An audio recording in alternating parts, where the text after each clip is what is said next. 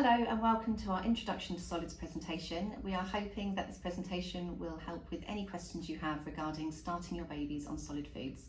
If you do have any further questions after the presentation, please check out the infant feeding information or ask a question facility here on Family Assist or contact your local health visiting team. So we are going to start off by talking about signs of readiness and that there is no rush to mush, no need to puree or mash foods. Babies are likely to show signs of readiness for introduction to solids alongside breast milk or first infant formula at around 6 months of age. If you're breastfeeding, feeding only breast milk up to the age of 6 months of age will help protect your baby against illness and infections. The signs to look for to know your babies are ready for solids are being able to sit and hold their head steady, coordinate their eyes, hands and mouth so they can look at the food, pick the food up and bring that food to their mouths independently. We are recommending that your babies feed themselves. Being able to swallow food is also a good sign that they are ready for solids. Babies who are not ready will repeatedly push that food back out of their mouths. Around 6 months of age, your baby will have the ability to move food around their mouth, being able to chew it and swallow it, and this means that they will be able to have a range of finger foods, tastes and textures. We do not recommend pureed or mashed foods as these can have a negative effect on oral development. It is important to remember that every baby is different and some may be slower than others to learn to handle food. Exercises such as tummy time are beneficial to the development of your baby's neck, back and arm muscles, and this will help with their readiness to sit up. It is also important to point out that all these signs for readiness rarely appear together before the age of 6 months. So to recap, we are looking for your babies to be able to stay in a sitting position, hold their head steady, coordinate their eyes, hands and mouth so that they can look at the food, pick it up and put it in their mouth all by themselves and be able to swallow food. Over to you, Claire. There are lots of myths that babies need solid foods earlier, but what is more important is that we wait until our babies are developmentally ready. Research suggests that families often mistake these following signs for readiness: a baby waking in the night when they have previously slept through, and the need for extra milk feeds, or signs such as chewing their fists. However, these are normal baby behaviours as baby grows and develops. Starting solid foods won't make a baby any more likely to sleep through the night, and extra feeds of milk are usually enough until the baby is developmentally ready for foods. Families often perceive boys to be hungrier earlier than girls and may mistake a baby that is bigger than its peers as needing food at a younger age. It does not matter how big your baby is, a development of the baby's digestive systems and kidneys will be at the same rate as for smaller babies. Introducing food too early has no advantages and may actually increase the risk of infection and illness. Babies will be interested in their surroundings and want to touch and hold things. A great example of this, as you can see in the picture, is that babies love to play with car keys, but that does not mean that they are ready to drive. So what we are saying is, if your baby is reaching out for food, they are just showing interest. This does not mean that they are ready to start solid food just yet. You are not being mean, in fact you are looking out for your baby's best interests and well-being. There are a few things to think about when starting our babies on solids and getting prepared with a high chair so they can sit up at the table with you for meal times, and remembering to have babies safely strapped in. Having meal times together is a great way for your babies to learn, and babies will learn from watching us eat and drink. You will need a free-flowing cup, an open-top cup, or a cup with a spout that is free running, and water is the best drink to offer babies. Tap water is fine to use from 6 months in the UK. A free-flowing cup will help them learn how to sip, not suck, and this is better for your baby's teeth. If using bottles, it is recommended to aim you no longer be using them from their first birthday. You may want a floor saver, and this can be anything you have handy. Some people use a plastic tablecloth or anything you have that is similar. It is just being prepared for mess, and babies will make a mess. They will want to explore and investigate that food, the touch, the texture and the smell. The more we can allow them to do this, the more positive the experience will be. One of the many benefits of waiting until your baby is 6 months old to introduce solid foods is that your baby's digestive system will be mature enough to cope with solid foods, and it will also reduce their risk of allergies. Allergies to food can happen, and this is more likely if one or both parents of the child have an allergy. There is no evidence to suggest that by avoiding or giving certain foods before 6 months of age will help prevent them developing an allergy. Most children grow out of food allergies, however, it is important to seek medical advice if you suspect an adverse reaction. Never leave babies alone when they are eating at any time. It is important to observe babies whilst they are developing their eating skills. A common concern is that a baby will choke on solid foods. Often, choking gets confused with gagging, which is completely different. Gagging is extremely common when babies are starting solids, and a baby's gag reflex is much further forward than ours, naturally keeping larger pieces of food near the front of the mouth and only allowing very well chewed foods to be to the back to be swallowed, and it is a natural safety mechanism to prevent choking. However, choking is a valid concern, and as already mentioned, it is important to supervise all eating. Children naturally put things into their mouths, and this is how they explore the world around them. We can help by avoiding certain foods such as whole nuts and chunks of food, but by giving larger pieces that can easily be held in little one's hand. It's important to remember if a parent feels anxious about choking, the child may sense this and pick up on these anxieties, and this can have an impact on your child's enjoyment around food.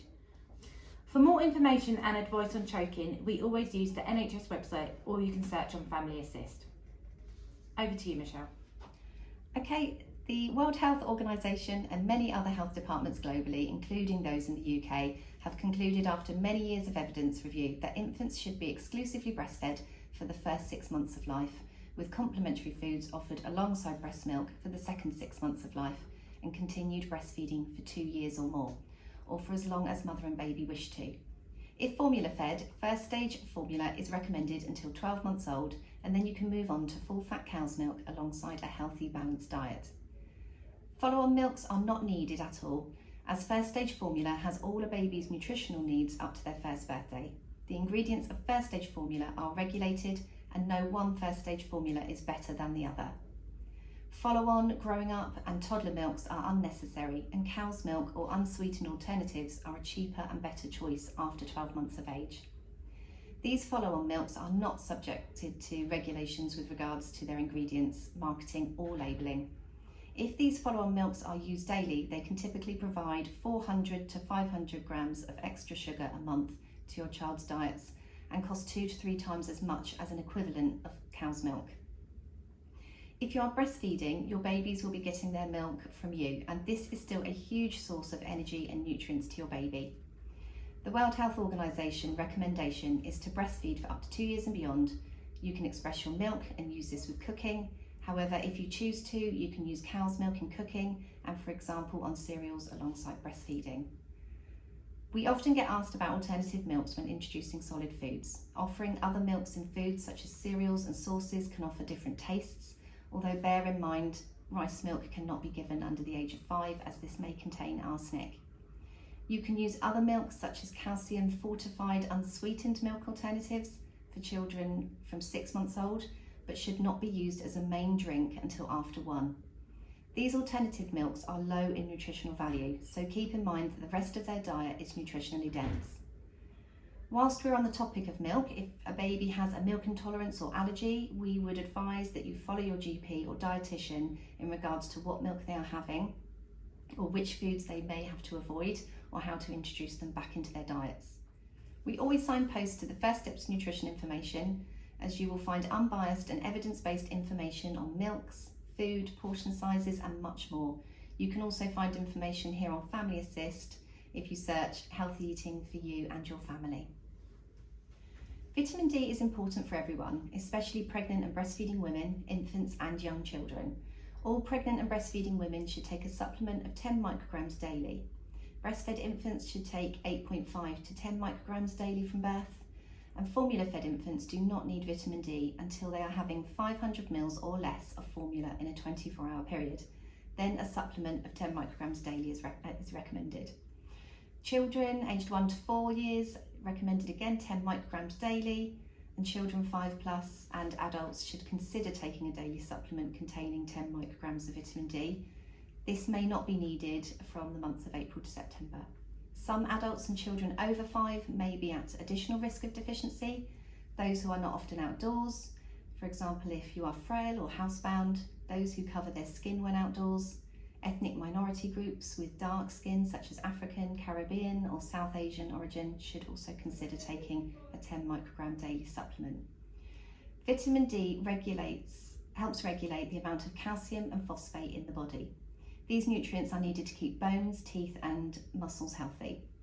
This is especially important for our babies and children whilst they are growing. It's important to note that you do not add vitamin drops to babies' drinks, and this is because they are oil-based and these tend to stick to the sides of cups and bottles. This then prevents them from getting the full dose. It is important that we give this directly into our baby's mouth. If you're eligible for a Healthy Start card, you can access this on the Healthy Start website. You can apply online for this and you can access vitamins, milk, fruit and vegetables. You can find the information for this here on Family Assist by typing Healthy Start in the search box. There are many baby food products in the shops that are marketed for babies under 6 months, and this goes against government advice and can often encourage parents to start their babies on solid foods before the recommended age. This can be confusing for parents. The World Health Organization and the Departments of Health in the UK are clear that everyone should recommend introducing solid foods from around 6 months of age.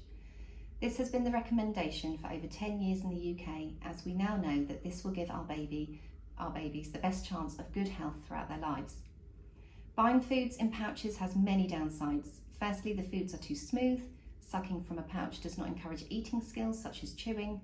The baby cannot tell or smell what they are eating.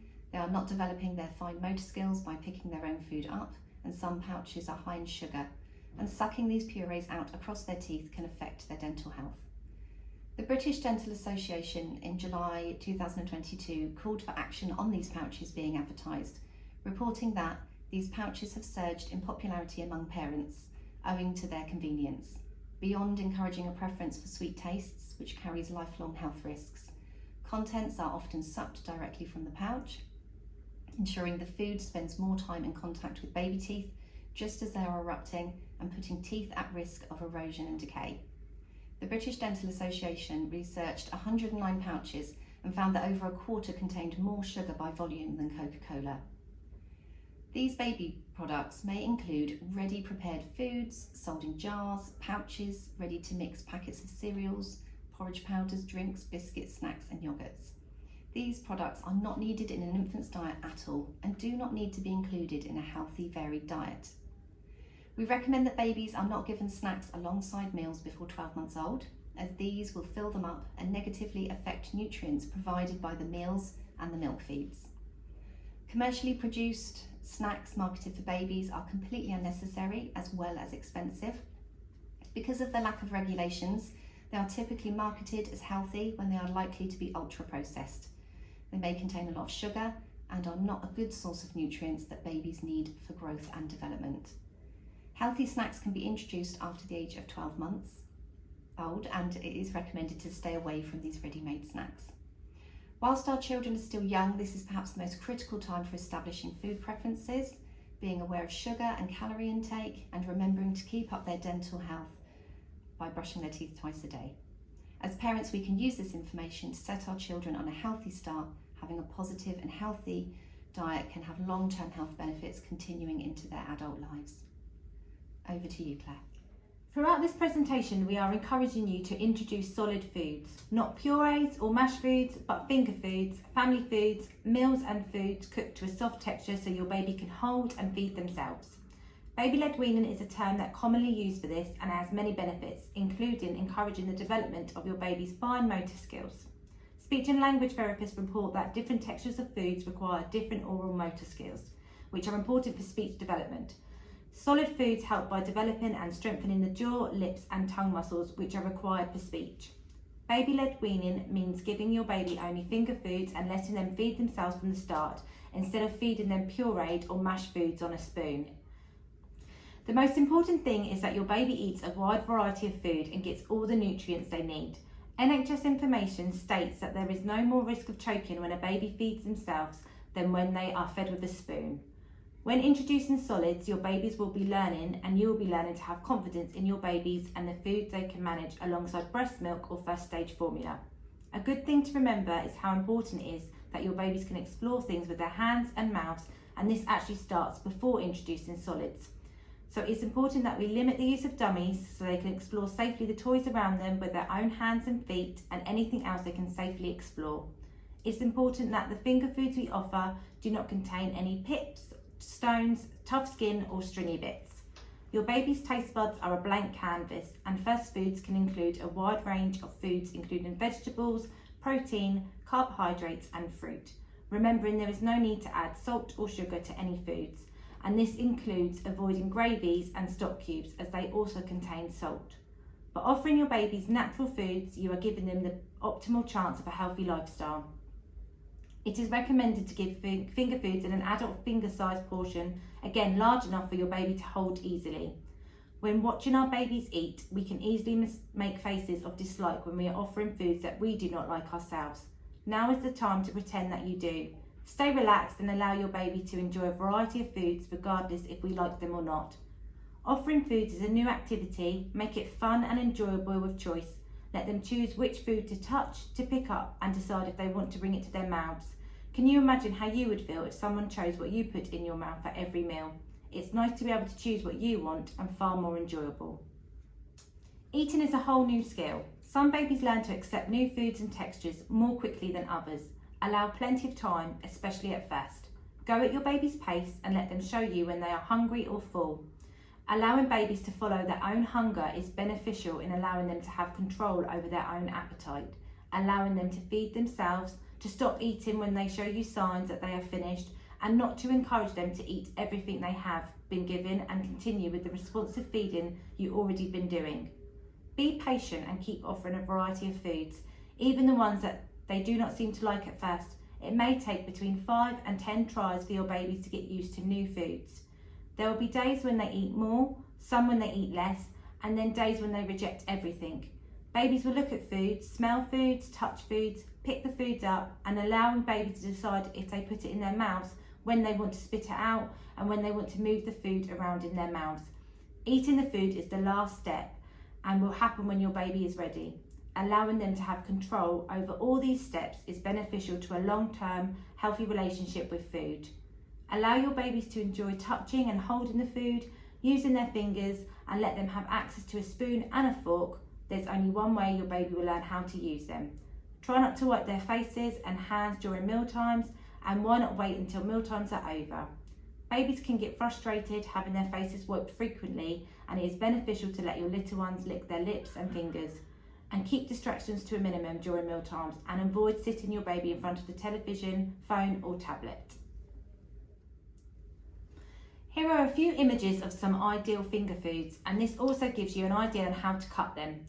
We have foods here which would need to be cooked. They are soft, such as the carrot, apple and broccoli. Some babies have teeth when they are developmentally ready for solids, and some don't. Either way, they are capable of chewing and managing different textured foods, but we need to bear in mind to cook some foods so they are soft enough to manage. Benefits of offering finger foods are the baby learns to feed independently from an earlier age and further develops fine motor skills and dexterity. A baby is 100% in charge of what and how much they eat at any given meal. It can potentially reduce picky eating later. It cuts down on time spent making homemade pureed baby food, and it cuts down on grocery costs because there is no need to buy store-bought baby food. It can also be difficult to know how to portion size meals, and often parents are concerned about the quantity of milk they should continue to have. The First Steps Nutrition website has lots of information on portion sizes for different ages, and it is mainly about following your baby's lead and allowing them to take control of how much they are eating. What we would expect to see is a gradual change over time, with the food increasing and the milk decreasing. It's important to continue with responsive parenting and look for those signs that tell us that they have had enough.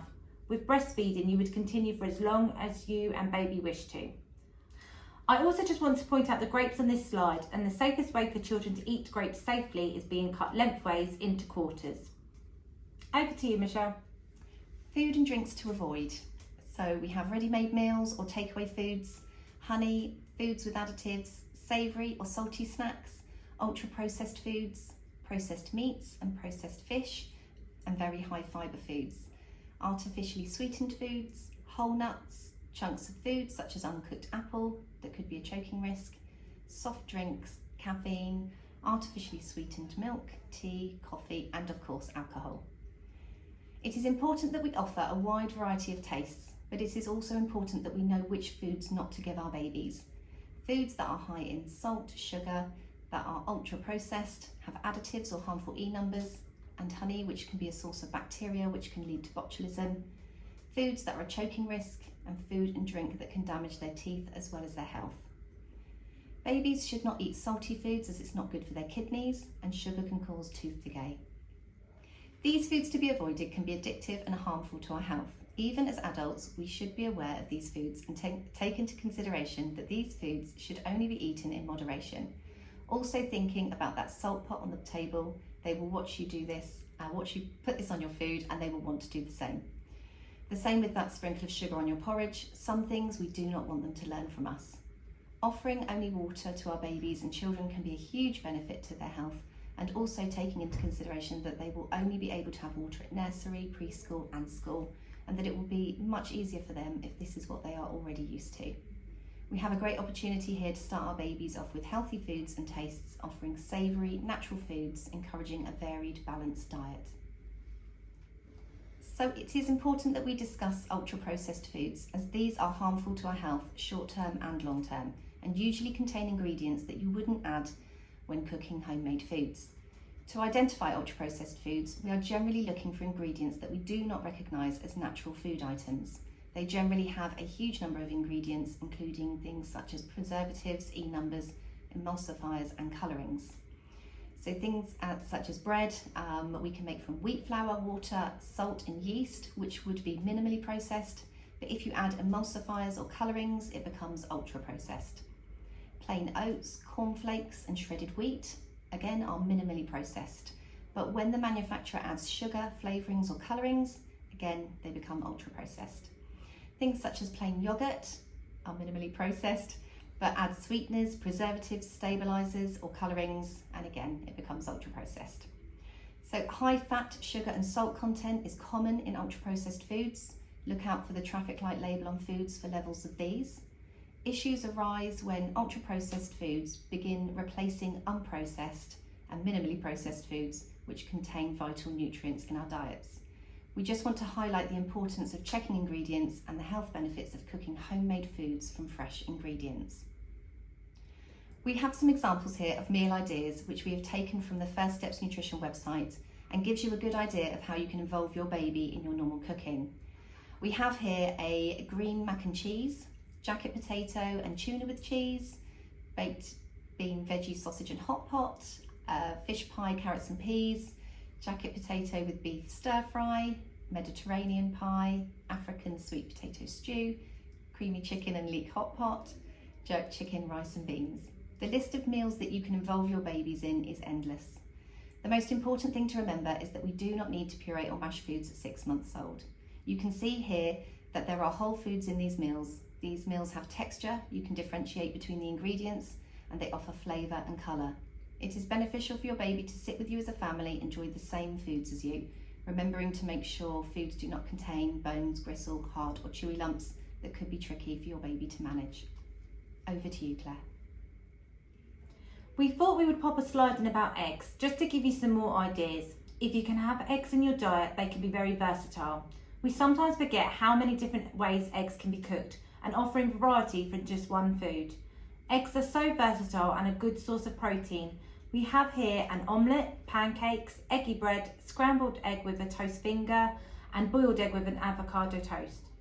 We have popped an image of fruit fingers which can be added to any dishes or use vegetable finger foods. Please remember that our babies may only eat very small amounts to start with, and we are wanting to continue with responsive feeding, and these images are not for portion size purposes, and we want to be following our babies when they show us what they have had enough to eat. Are hot meals more nutritious than cold meals? Sometimes people think that you have to have a hot meal for it to be nutritious, but if your meal consists of all the same components from the different food groups, starchy foods, meat, dairy foods, fruits and vegetables, cold meals and packed lunches can be just as nutritious. Again, these ideas are from the First Steps Nutrition website. We have here a peanut butter and banana sandwiches, carrot and cucumber, pita bread with hummus, cucumber and carrot, couscous and tuna, a Mexican bean and cheese wrap, and the carrots would need to be cooked to start with until they get the hang of them. It can help to have some cold meal ideas for when you're out and about or for packed lunches. I hope you have found this presentation helpful and it has answered any questions you may have had regarding starting your babies on solid foods. If you do have any further questions, please check out the infant feeding information or use the Ask a Question facility here on Family Assist, or contact your local health visiting service.